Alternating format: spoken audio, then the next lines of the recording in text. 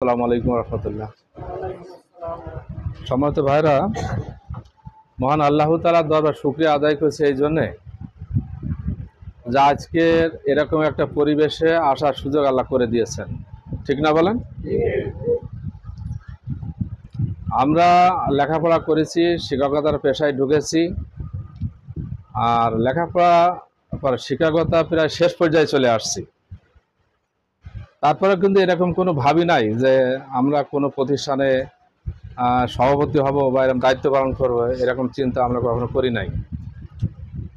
তা দেখেন, এই প্রতিষ্ঠানটা যখন শুরু হয়েছিল, যে কয়জন ব্যক্তি এই আমাদের গ্রামে প্রতিষ্ঠান করা দরকার, আমরা যে পরিকল্পনা নিয়েছিলাম তার মধ্যে আমিও ছিলাম, যে আমাদের এই গ্রামে এই প্রতিষ্ঠান একটা করতে হবে, একটা মাদ্রাসা করতে হবে। তারপরে একটা পর্যায়ে আসলে আমি সেইভাবে সময় দিতে পারি নাই।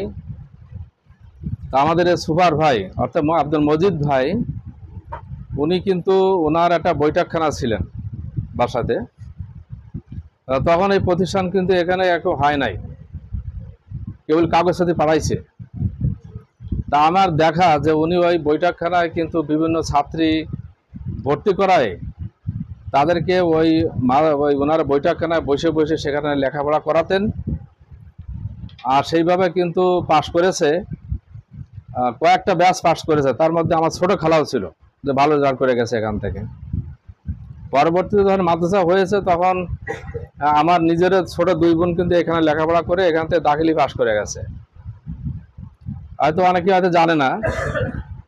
তারপরেও এখানে আমরা ওইভাবে আমাদের সুযোগ হয় নাই, পরিবেশ হয় নাই বলে আমরা আসতে পারি নাই। তো এখন যেহেতু দায়িত্ব এসেছে, আসলে আমরা সবসময় মনে করি যে দায়িত্বের ব্যাপারে যে এটা কোনো লোভনীয় পদ, এটা কিন্তু কোনো সময় ভাবি নাই। আমরা মনে করি যে দায়িত্ব আসা মানে হচ্ছে যে আমার যে দায়িত্ব আমি পালন করতে চাচ্ছি, অতিরিক্ত একটা দায়িত্ব আমার উপর এসে গেল, এবং সেই অতিরিক্ত দায়িত্বটা কীভাবে পালন করব। যখনই এখানে হওয়ার জন্য, সভাপতি হওয়ার জন্য আমার বন্ধু কিন্তু এই খলিলুর রহমান, যে এখানে আমরা একসাথে পড়েছি, প্রথম কিন্তু উনি আমার কাছে কাগজপাতি চায়, যে এরকম তুমি কাগজপাতি দাও, আমরা তো এই চিন্তা করেছি। তা আমি তখন কিন্তু ডিনাই করছিলাম, আমি বলছিলাম যে না, আমি আসলে এখানে হব না, আমি অন্য জায়গায় একটু চিন্তা আছে, সেখানে যদি দেখা যাক কি হয়। পরে দ্বিতীয়বার কিন্তু আবারও বলেছে, তা আমি তখন কিন্তু রাজি হই নাই। তারপর আমাদের সুপার ভাই উনি কিন্তু বলেছেন যে, একটা পর্যায়ে বললেন যে কি আসলে মানে একাধিক জায়গায় হওয়া যায় না। আমি বললাম যে একাধিক জায়গায় হওয়া যায়, তা সেটা আমি হব কিনা আমি এখন আপনাকে সিদ্ধান্ত বলতে পারবো না। তারপর কিন্তু আমরা আমাদের ভাইদের সাথে, আমার এলাকার যারা আছেন শুভাকাঙ্ক্ষী, তাদের সাথে কিন্তু আমি পরামর্শ করে একটা পর্যায়ে তারা রাজি হয়। তারপর জানায় যে হ্যাঁ, সেখানে আপনারা আমার নাম দিতে পারেন। সম্মানিত ভাইরা আমার, সেই নাম ওনারা দিয়েছেন, ওনারা ভালো মনে করেছেন, সেটা আমিও বুঝেছি। যেহেতু আমি একজন শিক্ষকতার পেশায় আছি, আর এখানে যারা আছেন শিক্ষকতার পেশায় আছেন, আসলে একটা পরিচালনা পরিষদ কিন্তু একটা প্রতিষ্ঠান চালানোর জন্যে এটা অত্যন্ত গুরুত্বপূর্ণ। আমাদের ভাইরা বলেছেন আলোচনার মধ্যে যে এমন এমন লোক আছে যারা আসে এই প্রতিষ্ঠানে, যাদেরকে লেখাপড়ার ওইভাবে কোয়ালিফিকেশন নাই। তবে কথা, কোয়ালিফিকেশন না থাকলে যে মানুষ হতে পারে না সেটা আমি বলবো না।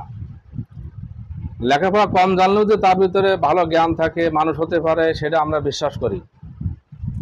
কিন্তু অনেক আছে, যা আমি নিজেও যখন শিক্ষা প্রতিষ্ঠানে আছি, আমরা নিজেরাই দেখেছি যে যারা প্রতিষ্ঠানে আসছে, এরকম ধরনের মানুষ, লোকজন, তারা আসলে যে কি খারাপ আচরণ করেছে, মানে একজন শিক্ষক হিসেবে তাদের সাথে যে ধরনের আচরণ করা দরকার সেই ধরনের আচরণ তারা করে নাই। তাই এইভাবে দেখা যায় যে প্রায় প্রতিষ্ঠানে এরকম হয়। যা বর্তমান ডক্টর ইউনূসের এই সরকার চিন্তা করতেছে যে প্রত্যেকটা জিনিস যাতে একটা শৃঙ্খলায়, একটা মানানসই পর্যায়ে যাতে নিয়ে আসা যায়। সেই জন্য এখন শিক্ষা প্রতিষ্ঠানে ঢুকতে গেলেও মিনিমাম তারা একটা যোগ্যতা লাগবে। তারপর নির্বাচনের যদি কেউ যেতে চায়, ইউনিয়ন কাউন্সিল থেকে শুরু করে একের এমপি পর্যন্ত, সেটাও কিন্তু সেখানে মিনিমাম কিন্তু একটা যোগ্যতা অর্জন করে সেখানে যেতে হবে। তাই এইভাবে একটা নিয়মতান্ত্রিকভাবে আসুক, এটা আমরাও চাই, আমরা কামনা করি। সেটা সবার জন্য ভালো, সবার জন্য কল্যাণকার। আমি সর্বশেষ একটা কথা বলবো, দেখেন, যেখানে আমাদের ভাইরা বলেছেন, আমাদের একজন মেহমান উনিও বলেছেন একটা কথা। আর আমি ছোটবেলার থেকে আমার ছাত্র জীবনে একটা জন মিল্টনের একটা উদ্ধৃতি কিন্তু পড়তাম, মুখস্থ করতাম এবং বিভিন্ন লেখার মাধ্যমে আমরা কোট করতাম। ওইটা সেটা আছে, জন মিল্টন বলেছেন, education is the backbone of a nation, যে শিক্ষা আছে জাতির মেরুদণ্ড।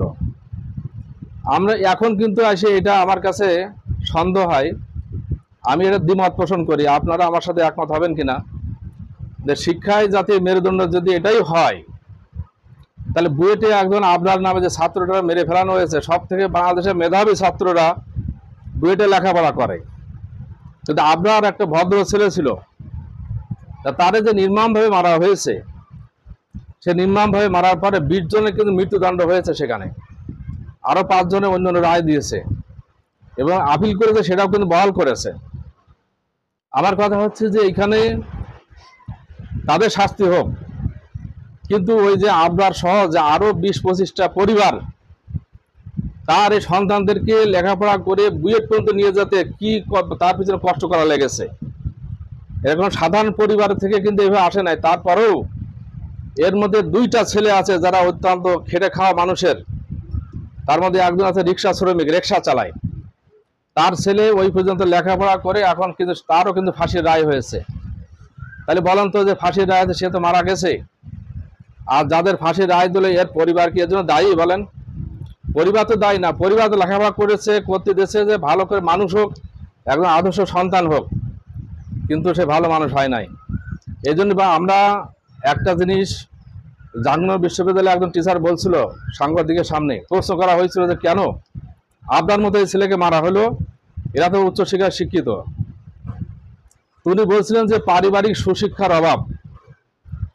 আমরা এই কথাটাই বলবো যে শিক্ষায় জাতির মেরুদণ্ড, সুশিক্ষায় জাতির মেরুদণ্ড। আমরা এখন থেকে শেখাবো যে সুশিক্ষায় আছে জাতির মেরুদণ্ড, এটা কিন্তু আমরা শেখাবো।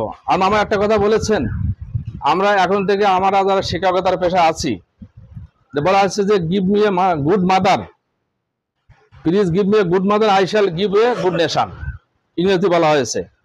আমরা যদি এটাকে ওইভাবে না বলে যে এইভাবে বলি যে give me a good teacher, I shall give a good nation, এটা বলতে পারি না? যদি আমরা একজন ভালো টিচার হতে পারি, একজন ভালো শিক্ষক হতে পারি, তাহলে কিন্তু আমাদের হাত দিয়ে কিন্তু ভালো ছাত্র ছাত্রী বের হবে, ঠিক না বলেন?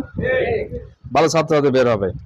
এই জন্য আমাদের শিক্ষক, আমরা যারা শিক্ষকতার পেশায় আছি, আমাদের ভালো শিক্ষক হতে হবে। এখানে কিন্তু অনেক কথা বলেছেন যে আমরা যে শিক্ষার যোগ্যতার ভিত্তিতে আমরা শিক্ষকতার পেশায় এসেছি, এটা ঠিক, কিন্তু শুধুমাত্র ওই যোগ্যতা নিয়েই যদি ছাত্রছাত্রী লেখাপড়া করাই, তাহলে কিন্তু ভালো ছাত্র, কিন্তু ভালো ছাত্রী উপহার দেওয়া যাবে না। আমরা এখনো পর্যন্ত লেখাপড়া করি, এখনো পর্যন্ত আমরা যারা ইন্টারমিডিয়েট ক্লাস নিই, তারা কিন্তু প্রত্যেকটা টপিকস কিন্তু পড়ে তারপর কিন্তু ক্লাসে যায়। তার মানে লেখাপড়ার বিকল্প নাই। আপনি ভালো যিনি উপহার দিতে যাবেন, ভালো সন্তান তৈরি করবেন, ভালো ছাত্রছাত্রী তৈরি করবেন, আপনাকে লেখাপড়া করতে হবে। যতদিন শিক্ষকতার পেশায় আছেন, নতুনত্ব কি আছে, যে টপিকসটা আপনি শেখাবেন, এর মধ্যে নতুন কি আছে, অ্যাজ ইউজুয়াল হতে যা আছে তাই পড়াই, বা আপনি এক রিডিং পড়ায় চলে আসেন, এটা কিন্তু ভালো শিক্ষকের বৈশিষ্ট্য না। এজন্য আমি মনে করি যে আমরা যারা শিক্ষকতার পেশায় আছি, আমরা নিজেরাও স্টাডি করব, আর সাথে সাথে নৈতিকতার দিক থেকে যদি আমরা ডেভেলপ হই, যদি ভালো অর্জন করতে পারি, তাহলে আমাদের নৈতিক একটা প্রভাব কিন্তু ছাত্রছাত্রীর উপরে পড়বে। অনেক কাহিনী আছে, আমি সেদিকে যাব না, যে শিক্ষকের বিরুদ্ধে মানববন্ধন হয় না বলেন? শিক্ষকের বিরুদ্ধে মানববন্ধন হয়, এটা কেন হয়? এটা দুঃখজনক।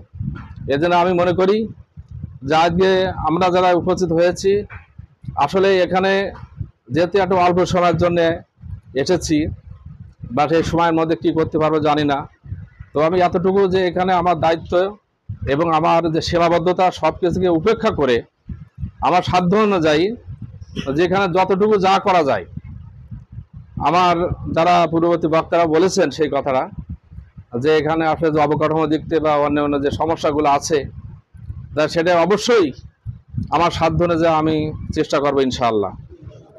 সেই সাথে আপনারা যারা অভিভাবক হিসেবে আছেন, আশেপাশে যারা আছেন, এই প্রতিষ্ঠান আসলে জরাজীর্ণ একটা প্রতিষ্ঠান, এখানে অনেকগুলো সমস্যা আছে।